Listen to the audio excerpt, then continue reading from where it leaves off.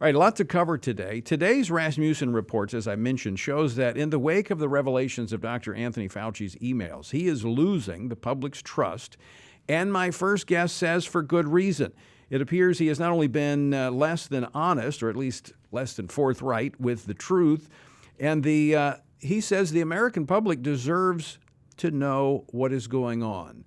Joining me now is the ranking member of the House Oversight and Reform Committee. James Comer is the representative of the 1st Congressional District of Kentucky. Congressman, welcome back to the program. Great to be back, Tony. All right, you and Republican Whip Steve Scalise have called on the chair of the Government Oversight Committee, Carolyn Maloney, to investigate the origins of COVID-19, but she's refused to do that. And so now, in the wake of the revelations from these emails, has she changed her tune? Well, I think they're getting a lot of pressure from the public to try to find out the origin of COVID-19. I mean, this has disrupted everyone's life in America over the past year and 3 months. This has come at a substantial cost to the federal debt, trillions of dollars. And this is something that's cost a lot of public school kids a year of their education. I mean, we went a whole year without in-person learning in many of the big cities in America. So those kids are so far behind now, they may never catch up.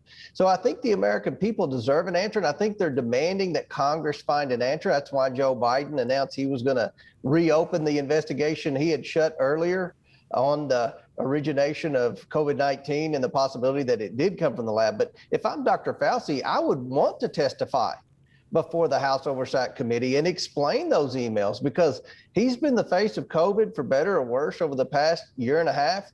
And now that these emails have come out, as you mentioned earlier, most Americans don't believe anything he said. And if he had any character to him whatsoever, I think he would want to testify and under oath.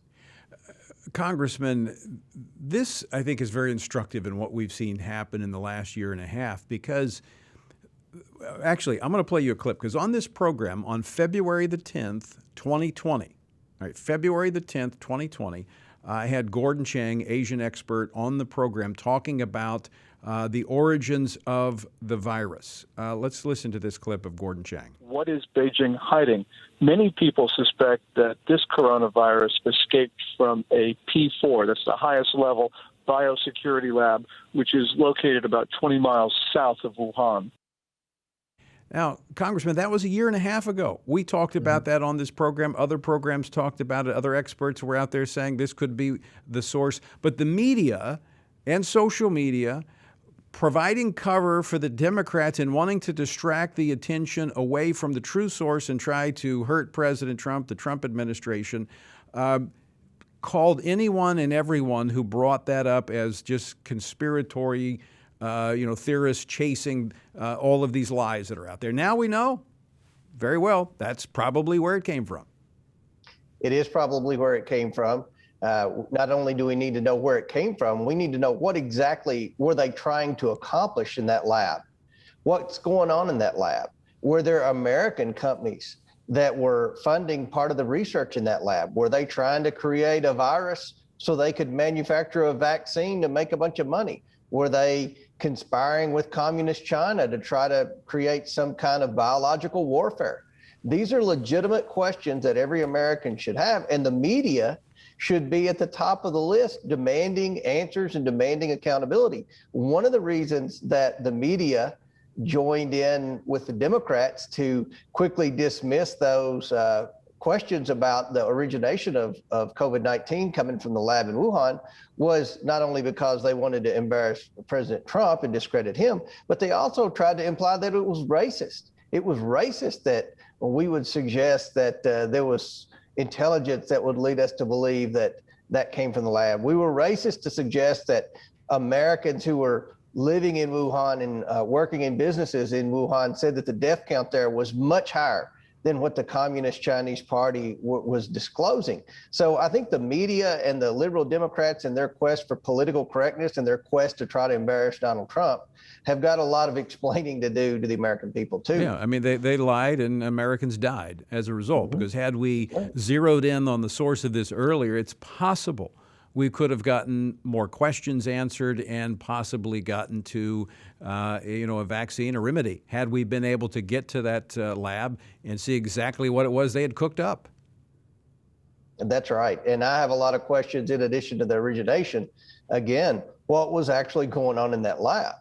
And I think that we could find that there were perhaps some American companies that had some interest in that lab. And were they complicit? Did they know that this originated in that lab? Did they know that this lab was doing research on creating a new type of COVID virus? And if so, why didn't they come forward?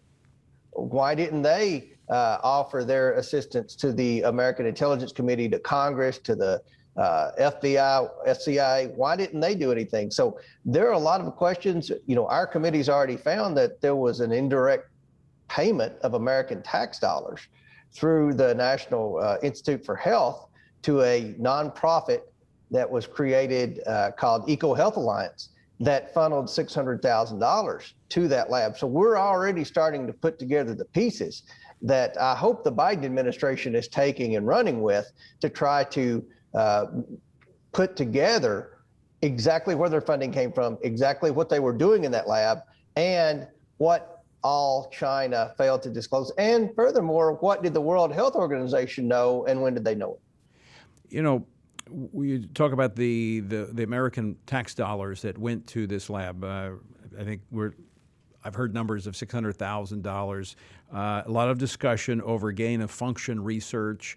And I guess, Congressman Comer, I have a question of, given the track record of Communist China, their human rights abuses, how they cannot be trusted, I mean, what they're doing to their own people and what they're exporting around the world, why would we be a party to helping them in gain of function research for products that, quite frankly, could be used for, terrorist purposes, for biological warfare purposes, quite frankly?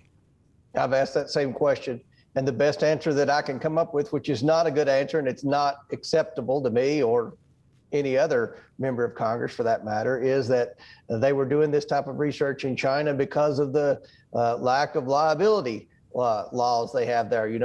China isn't like the United States. They're not a very lawyer-friendly country.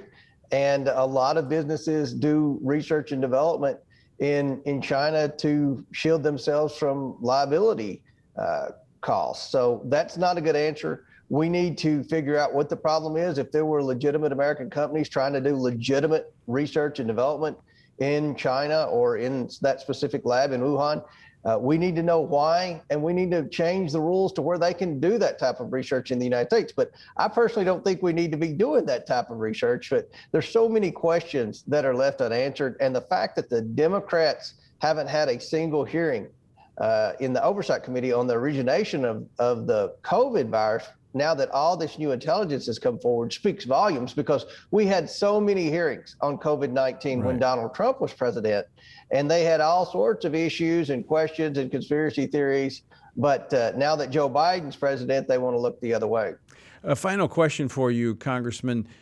Are you concerned about how cozy American companies are becoming with China? I mean, just recently on the Walmart, Wall Street, Goldman Sachs going into partnership with Chinese, a joint venture with the Chinese on capital wealth development.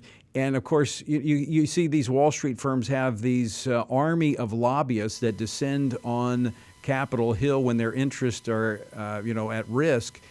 Is there concern that within this partnership with China, that China may be indirectly using Wall Street to lobby Congress?